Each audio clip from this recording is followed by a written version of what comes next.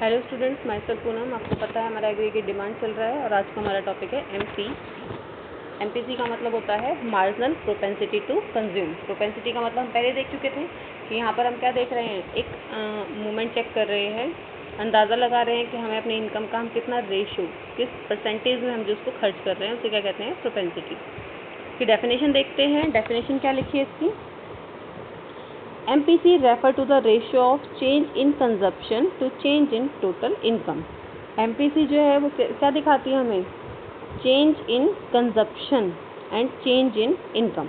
हालांकि ये दोनों ही वर्ड ऐसे हैं जो आपको अच्छे से पता है, लेकिन फिर भी एक बार डिस्कस करते हैं कि M का मतलब क्या होता है, मार्जिनल। मार्जिनल का मतलब जो चीज़ हमारे पास अब क्या आई है, एडिशनल आई है। मार्जिनल को हम अपने एडिशनल और चेंज के साथ जोड़ते हैं। जैसे अगर मैं ये कहूँ कि भाई अगर किसी पर्सन की, जैसे हमने जो टेबल बनाई है कि पहले y जो थी क्या थी, 0, फिर क्या हो गई 100, फिर क्या हो गई 200। तो 0 से 100 के बीच में कितनी इंक्रीज़ हुई है, 100। ओके, और 100 से 200 के बीच में फिर कितनी इंक्रीज़ हुई है, 100। या इसी का दूसरा एग्जांपल ले लिया जाए कि भाई अगर किसी की इनकम पहले 50 थी, अब 70 हो गई और फिर 100 हो गई। तो 50 से 70 के बीच में क्या चेंज आया है, 20 का। तो ये जो 20 है ये क्या कहलाएगा, मार्जिनल। या इसी को हम क्या कह सकते हैं, अपना एडिशनल।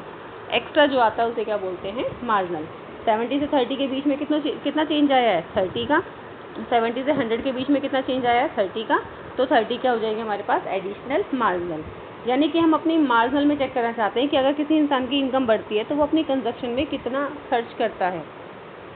जैसे मान लीजिए किसी पर्सन की इनकम पहले 50 रुपीज़ थी, ओके, और वो जो खर्च कर रहा था 30 खर्च कर रहा था और 20 सेव कर रहा था, मान लिया। अब इसकी इनकम कितनी हो गई, 70। तो हमें 50 के बारे में तो पता है, इसकी इनकम कितनी इंक्रीज़ हुई है, 20 रुपीज़ से इंक्रीज़ हुई है। अब इसके ऊपर डिपेंड करता है, या तो ये अपने 20 के 20 रुपीज़ को खर्च कर दे, या फिर अपने 20 रुपीज़ को सेव कर ले, या फिर कुछ हिस्सा खर्च कर दे और कुछ हिस्सा सेव कर ले। तो जो एडिशनल इनकम है, भाई पिछले खर्चे तो पिछली इनकम के हिसाब से चल ही रहे थे। पहले 50 रुपये में गुजारा कर रहा था, 20 रुपये बल्कि बचा ही रहा था। अब उसकी इनकम 20 रुपये और बढ़ गई है, तो या तो वो 40 रुपये की और सेविंग कर ले, 20 पहले और 20 अब बढ़ गए हैं, तो 40 रुपये की सेविंग कर सकता है।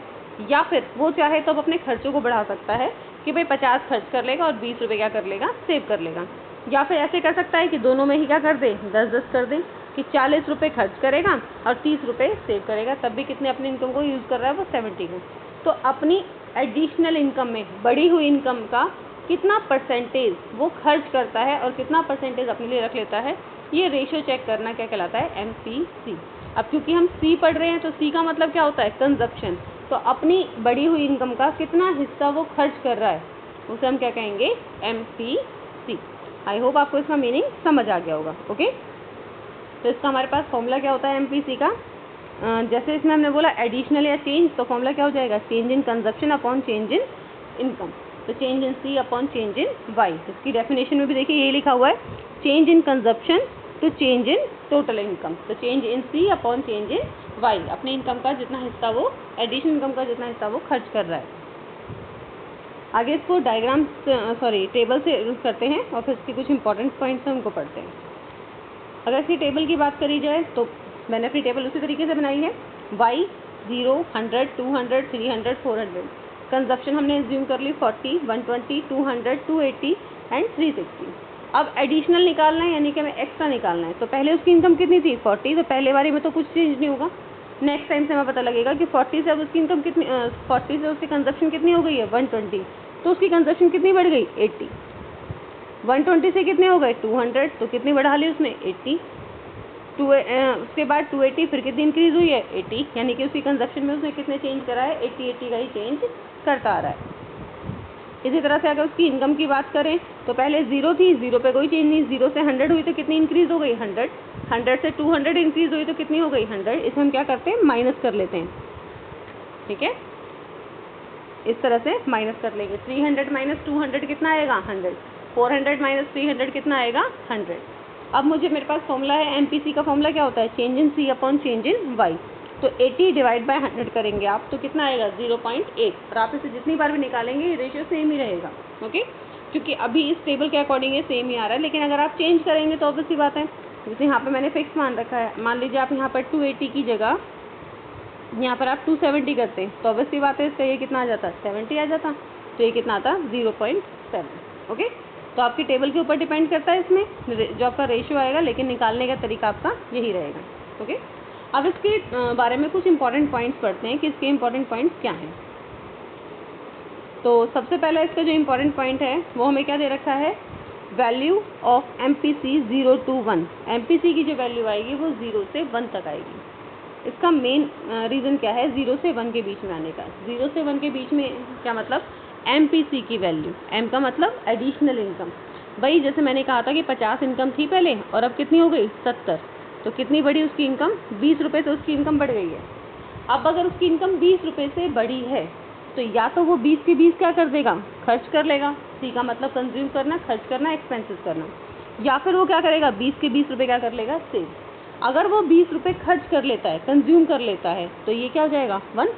हम टोटल हमेशा किसको मानते हैं, 1 को मानते हैं। इसका मतलब वो सारे खर्च कर दिए तो हमने माना कि उसने 1 क्या कर लिए, खर्च कर लिया, और सेविंग कितनी हुई है 0। ओके, लेकिन इसी का एक दूसरा पॉइंट भी है कि वो खर्च ना करे, खर्च नहीं कर रहा, तो इसका मतलब सेविंग क्या कर रहा है, सेविंग कर रहा होगा भाई। तो सारी जो एडिशनल इनकम है उसे वो क्या कर रहा है, सेव कर रहा है। तो उसके पास 2 ही ऑप्शन है, या तो वो खर्च कर सकता है या तो वो सेव कर सकता है। अगर वो आधी सेव करेगा और आधी खर्च करेगा तब भी 0 और 1 के बीच में ही रहेगा। भाई 0 और 1 ये हमेशा 0 से लेकर 1 के बीच में ही लाई करेगी। या तो 0 हो सकती है या 1 हो सकती है, ना 1 से ज़्यादा हो सकती है ना 0 से कम हो सकती है। ओके, तो जो हमारे पास MPC है वो कहाँ से कहाँ तक लाई करती है, 0 से 1 के बीच में लाई करती है। ध्यान रखिएगा, ये 1 मार्क्स का क्वेश्चन बनता है कि MPC की वैल्यू जो होती है वो कहाँ होती है, 0 होती है, 1 होती है, 0 से 1 के बीच में लाई करती है। तो आपका आंसर क्या रहेगा, 0 से 1 के बीच में। अब इसी क्वेश्चन को थोड़ा सा वो घुमा के पूछ लेता है, किस तरीके से कि MPC की वैल्यू क्या होगी अगर वो सेविंग कर ही नहीं रहा। सिंपल सी बात है, अगर वो सेव नहीं कर रहा तो खर्च कर रहा होगा, तो उसका मतलब MPC क्या हो गई आपके पास, 1 हो गई। ओके, अगर वो खर्च कर रहा होगा तो MPC क्या हो जाएगी, 1 हो जाएगी। और अगर वो खर्च नहीं कर रहा तो ऑब्वियसली बात है क्या कर रहा होगा, सेविंग कर रहा होगा। ठीक है, तो इसकी वैल्यू हमेशा कितनी रहेगी, 0 से लेकर 1 के बीच में रहेगी। आज के लिए आपका जो क्वेश्चन है वो है difference between APC and MPC।